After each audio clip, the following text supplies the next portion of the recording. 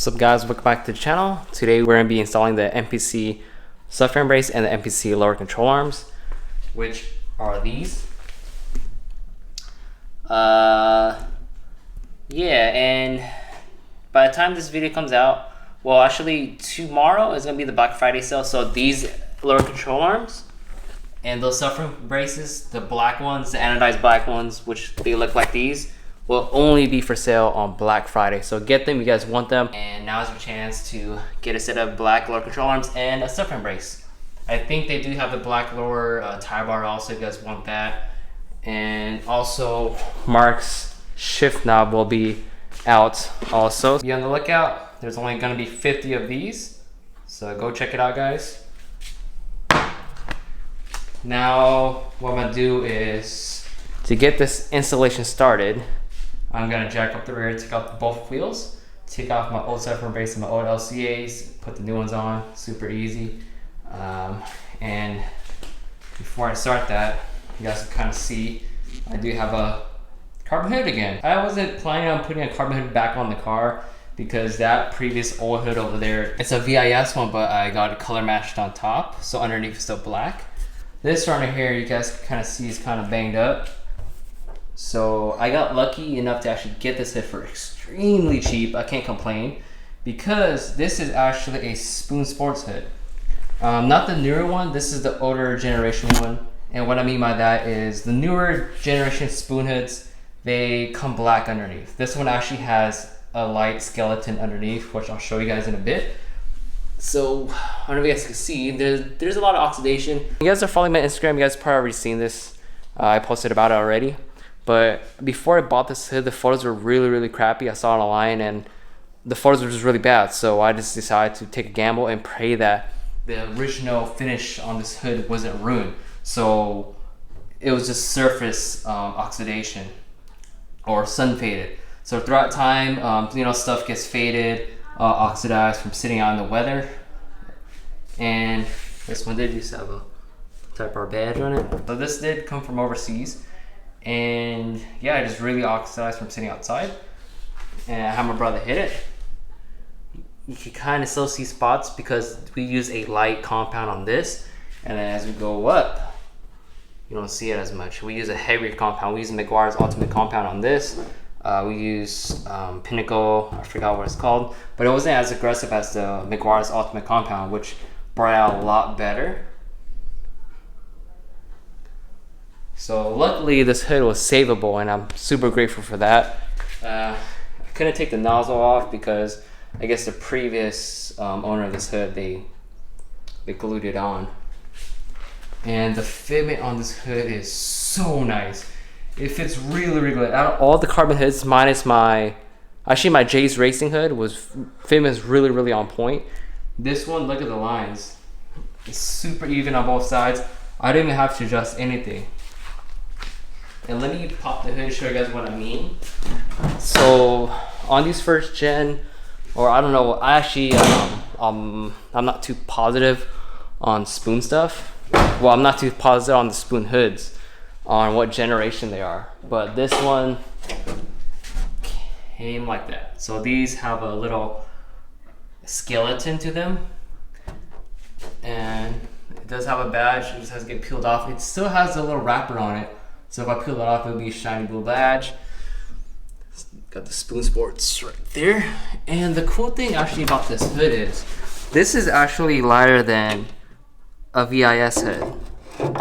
Oh, okay. This is actually lighter than a VIS hood. One is because VIS hoods, Sabon, is not real carbon fiber. I don't know if you guys know that, but what they do is they make the whole hood out of fiberglass. Then all they do is lay a top sheet of carbon fiber weave on top and gel coat it over. So you're not really getting a full carbon fiber hood. I don't know if I'm right on this or anything, but that's just how it is. And from my experiences of how I've seen them, and they're not as light as you think they would. They are definitely lighter than a original metal hood, for sure, no doubt. But this hood right here was carbon on top, but what they did is put a carbon weave on it, gel coated it, underneath is all fiberglass. So this hood's a lot heavier than this hood. This hood is actually carbon fiber, so the whole skeleton Well, this portion is fiberglass, but the whole top surface is carbon fiber. Let me show you guys the cool thing about this hood. Okay, I don't know where, oh, there it is. So look, check this out. I was flagging his LED. So you can actually see past the hood.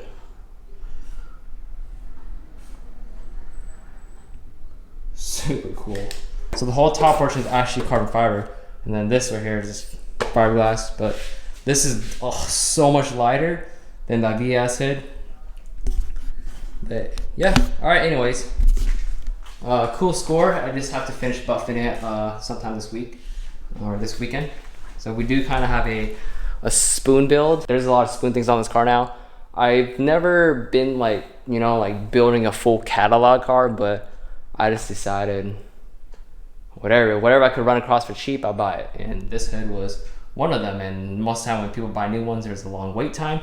Luckily this is an old one, because the new one, all this is black. It's not even cool like this. And I did smash my lip more, but it is what it is. Oh, and last thing, the carbon fiber weaves match everywhere now. So look at the weave on this. Look at the weave on this. Look at the weave on this. And now on the last port, all the weaves from the spoon parts all match now.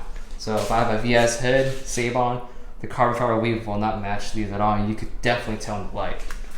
For example, right here. Oh, same goes with this. This is just fiberglass with carbon fiber weaves on top.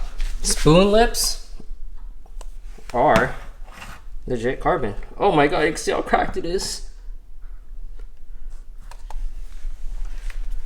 Okay, let's get to work. Alright, so got the wheels off, got the car jacked up on jack stands. And oh yeah, I like laying cardboard down so my clothes doesn't get dirty. So this is currently what I'm running. This is a full function 7 setup. Now I did have my ASR 24 mil sway bar on here, but I actually took it off.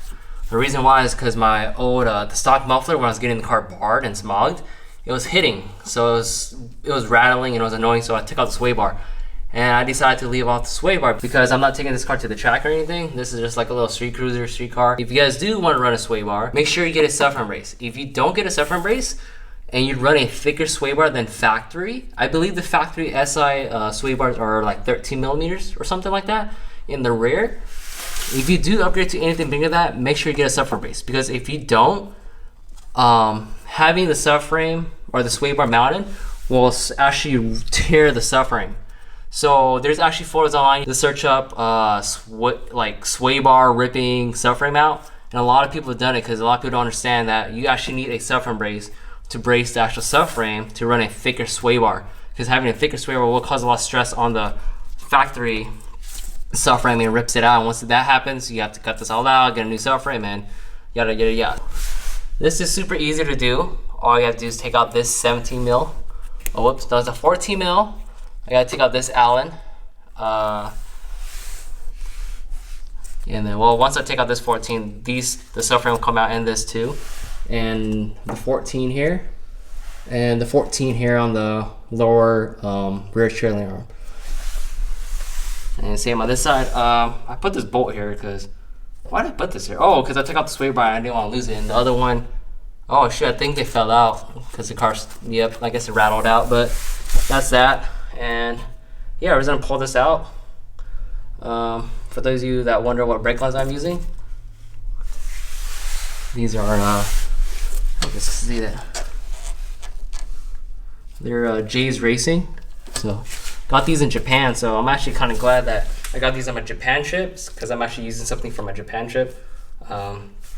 Yep, so let's take this out real quick and swap in the new MPC ones. I do have an impact I could use, but what I like doing though is breaking it loose by hand first and then using the impact. That. Got one.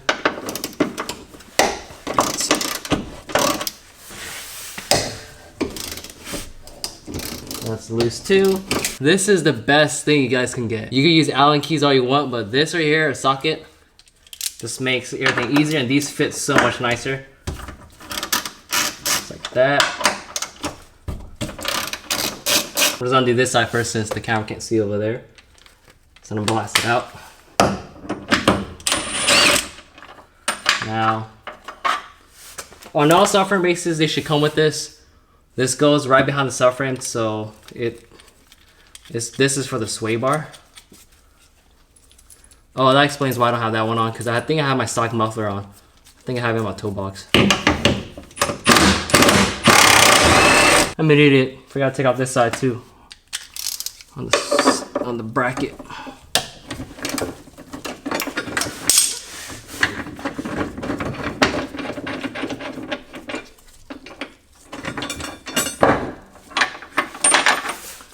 There's the other bracket.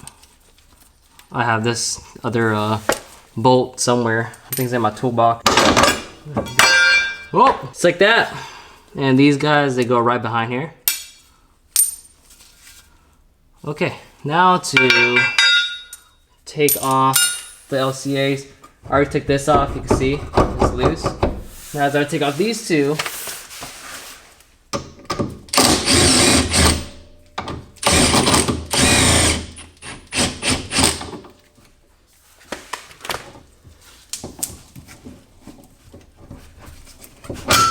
there we go. Before I take this all out, you want to make sure that you at least support the trailer arm a little bit. So, well, actually it doesn't even matter for me because I'm running spherical trailer arm bushings.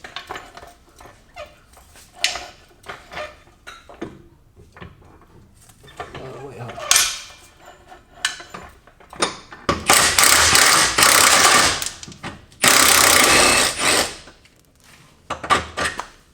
Like that.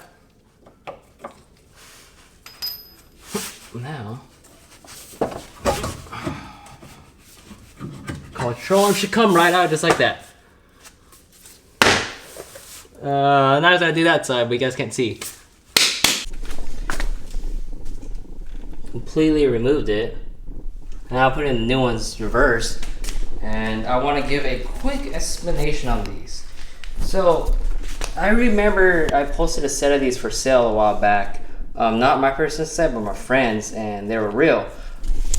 And most of you guys commented like, dude, I could go buy these on eBay for 50 bucks or 100 bucks for full set for the same function 7 ones. Now, on eBay, those are fake. Nowadays, in today's car scene or car communities or people that are buying parts, they'll understand sometimes between replica parts and real parts. Now, these ones, these are real. Now, I bought these a while ago, and how you can tell between the fake and the real ones, these real ones are actually really, like, they're legitly CNC'd, and they all do come with serial numbers. On the fake ones, they do come with this too, though. That's the thing. The only way you can tell that you have real function 7 lower control arms is that you can see where the machine went through and cut these. And all these, the real ones, they have serial numbers, and you can actually run these serial numbers on the site. I'm not too positive if you can do it anymore because I believe function 7 went out of business. So these are actually expensive. Like, they're actually on they're pretty expensive for used ones. And yeah, I have a set. So I'm gonna post these up for sale because I don't need these anymore. And the bushing on one of them is kind of banged up. But yeah, so these are real function 7 LCAs. You can tell by all the CNC marks. Even on this, you can kind of see they're just dirty. So keep in mind, there are fake ones, and these are how the real ones are engraved. So yeah, now to put these ones in, and I think I said in my last video, these actually do come factory or made with energy suspension bushings that are pressed in already. And you can still run a sway bar. You can see right there, 3 holes for the sway bar end link. And on the subframe base, right over there. Now, function 7, are actually made with stronger aluminum. They're made out of 70-75 aircraft aluminum. I'm not too sure what these are made out of, but Function 7, the reason why when they first came out and why they're so expensive is because they're made with a higher grade aluminum, so they're actually a lot stronger than most LCAs out on the market. And my old car, I got hit in the rear and it hit my wheel. It bent the wheel, but the LCAs were still good. And these are the same ones and they're perfectly fine. Now to install these ones though. It comes with all the hardware. It comes with these two brackets right here. And this is the same as the Function 7. These go behind the subframe, just like the Function 7 ones are. I'm gonna do those last. You guys can see that deep end and then a flat end. The deep end, you wanna go right there. So that when this bolts in, the factory bolt goes into here. And it does come with all the supplied hardware. It's gonna be these Allens, these little Allens that go right into here. And you're thinking that, oh yeah, these two Allens are not gonna be strong enough to keep the subframe on. Well, once you put that 17 in here, or that 14 in here, it'll keep it in place. And also you have this bracket with these little ones right here that go behind it. But two, let's see, I believe it's gonna be these ones. You don't wanna over tighten these too much. It's nice and tight. You can also put Loctite on them, but I never had any issues with them coming off. The shorter one's gonna go in here. It's gonna thread all the way in. Oh, whoops, hold on. Now these little short ones go right here. And this is for the sway bar. This is where the sway bar is gonna mount.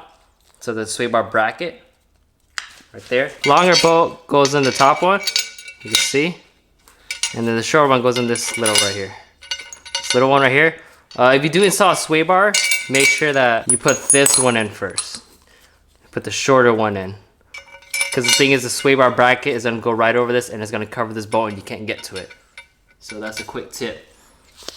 All right, now to put the other one on and get to installing this. Nice brace. How I'm gonna do this first, before putting it in the LCA, is I'm gonna put these brackets in first.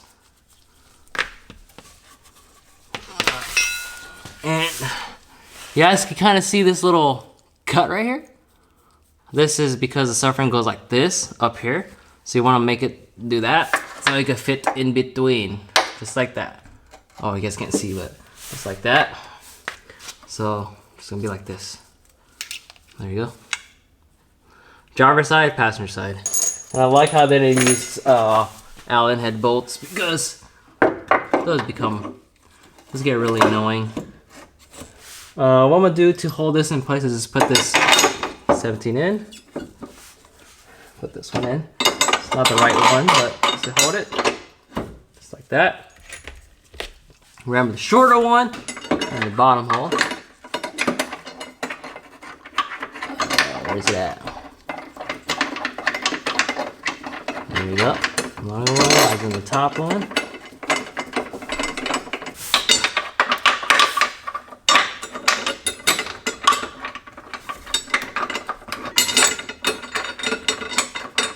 Guys, this right here, the Milwaukee impact ratchet, or not, well, impact ratchet or ratchet, super fucking handy. Get yourself one of these, they're really cheap. Tie them with the 12. Oh no, my exhaust is in the way on this one.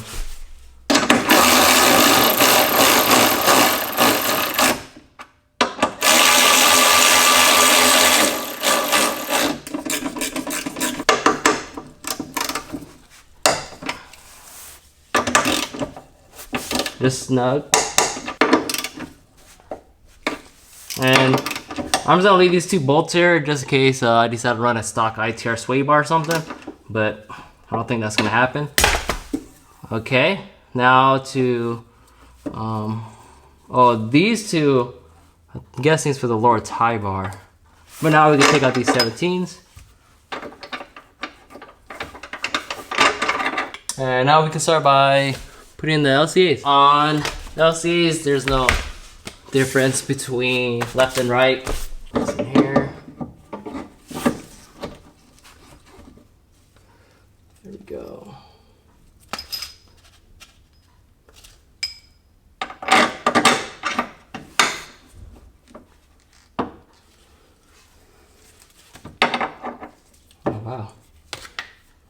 have a 17 here. Oh, there it is.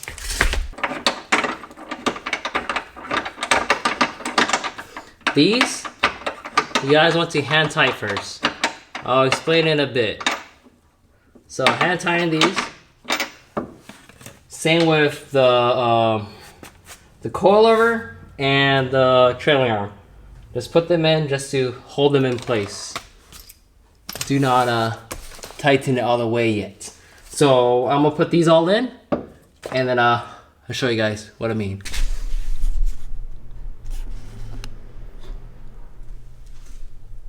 Damn. That looks so nice, all black. Alright, so that's all in. I fully tightened the passenger side. So if you guys look, you guys can kind of see that the lower control arm is completely 90 degrees. What the hell? Why did 90 degrees? 180, well, okay, it's completely flat. And that's me preloading the suspension before I tighten everything down. Now look at this side. You can kind of see that it's drooped a little bit. I don't know if you can see that, but what you want to do before you tighten any of your suspension bolts, you want to make sure you preload the suspension. And what I mean by that is we have to simulate that the car is actually on the ground, as if the car's on the ground where the car would sit at. So you want to jack up the lower control arm. A lot of people tend to not do this because they just don't, or they don't know about this. This is how you make the bushings on all your suspension components last as long as they can, like last longer than not doing it properly. So gonna jack it up until it lifts off of the jack stand. There we go. So I can see that it lifted off of the jack stand over there. Now to grab all your 14s and tighten all this down. If you tighten all your suspension components down without preloading the suspension, when you tighten it down and then when you drop the car, it's gonna compress and it's gonna put a lot of stress on the bushings. So you wanna always preload the suspension to simulate where the car would be at on the ground and then tighten it. So when you drop the car down, that's where it should be at. And that will prolong the bushings, make them last a long time. And most of you guys will probably be like, yeah, you should torque it down. I never torque my thing down. This is just how I do it. So this applies to like installing your camera kits, your trailer arm bushings, anything. You want to preload the suspension, just like that. Want to drop it down. There we go. Just like that. Always preload your suspension before you tighten all your suspension pieces down. This will make all your bushings last how long they should last. So that goes with your upper ball joints. If you do upper ball joints, jack it all the way up until it hits lifts off the jack stand, and then tighten the 217 at top. So yeah, quick tip. So I'm gonna put the wheels on and then drop the car back down, but that is what it looks like. If you guys want to sit at these, they will be in the MPC site. I'll link it down below. And you can only, like I said, you can only get these during Black Friday. I like them a lot. They're super stealthy. I might actually like maybe paint the bolts, the hardware, so you don't see it. But I just left the sway bar hardware there just in case I want to run a sway bar and just in case I lose them.